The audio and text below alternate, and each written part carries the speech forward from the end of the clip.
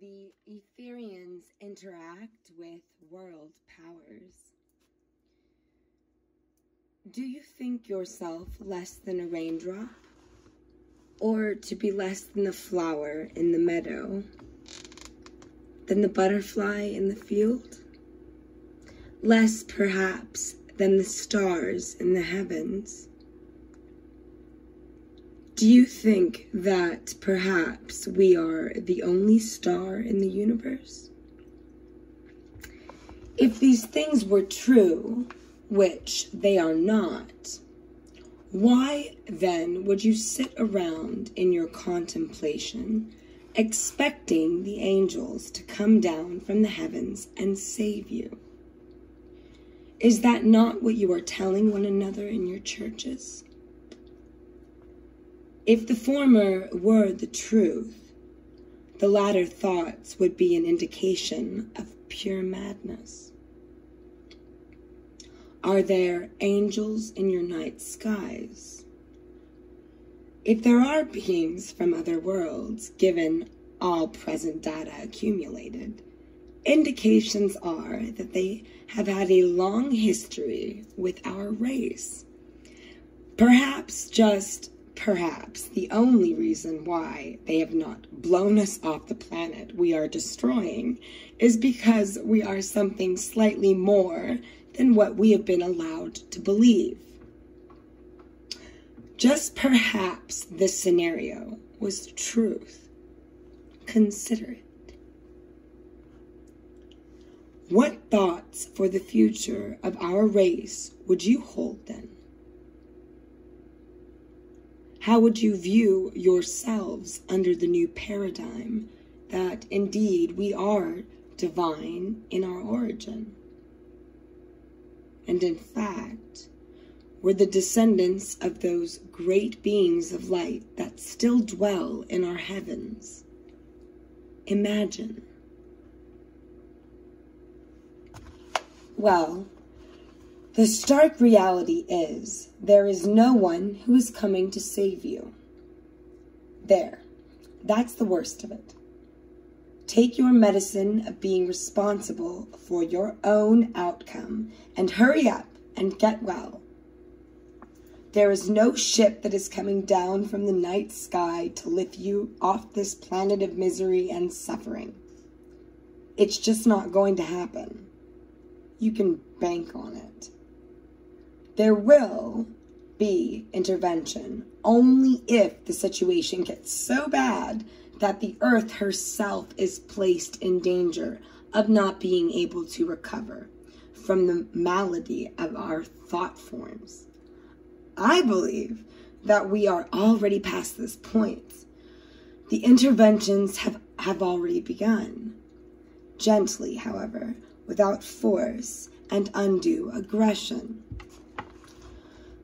Those of you who regard yourself to be less than the flea would also, it seems, expect the Father of all, that is, to drop what he is doing within the 10 billion universes and come to save little old you. This is a paradox, is it not? The same you who does not even care enough to save him or herself. What kind of reasoning is this? Again, we have a clear case of contradictory belief patterns. What is referred to as insanity. You are the one who gets yourself out of this pickle.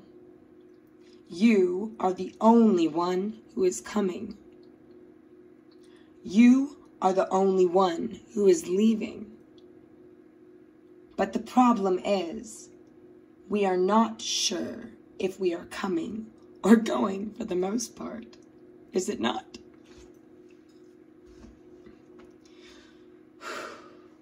We have given up our courage.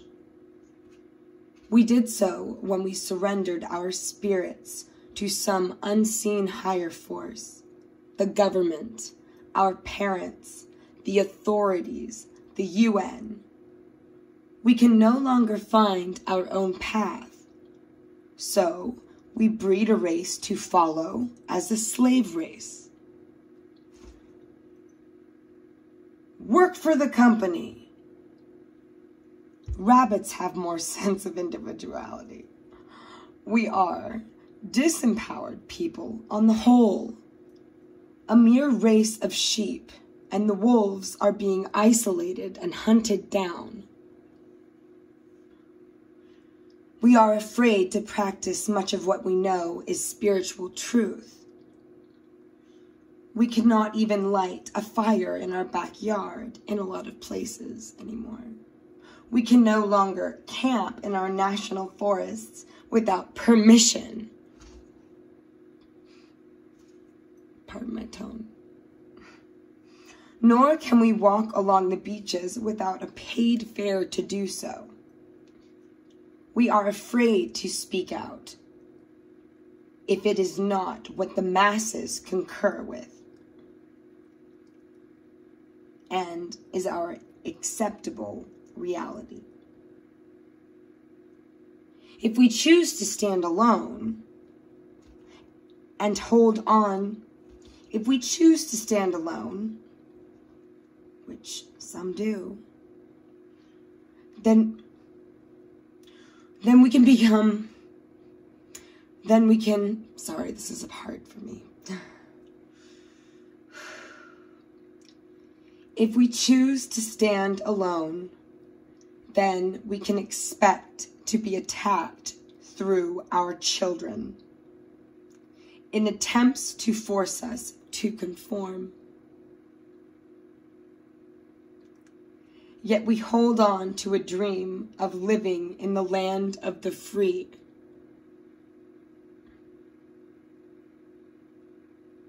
Strange thinking when you look at it, is it not? The norm has become to threaten as a means of getting one's way and trying to control you.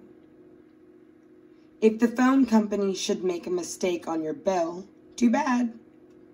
However, if you forget to pay 1 month, you are often promptly shut off, and a huge deposit is required the next month to turn your service back on.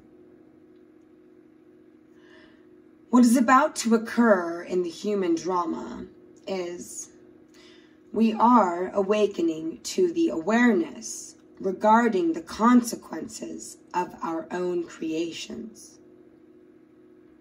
We are going to have to deal with the results of an artificial reality that no longer works.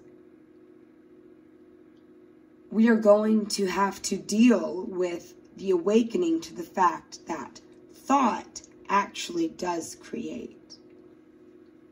We have entered the Hall of Mirrors. Conditions that were manifested by none other than ourselves will meet us head on. Artificial realities and cosmic realities. Yes, there is a grand plan woven throughout it all.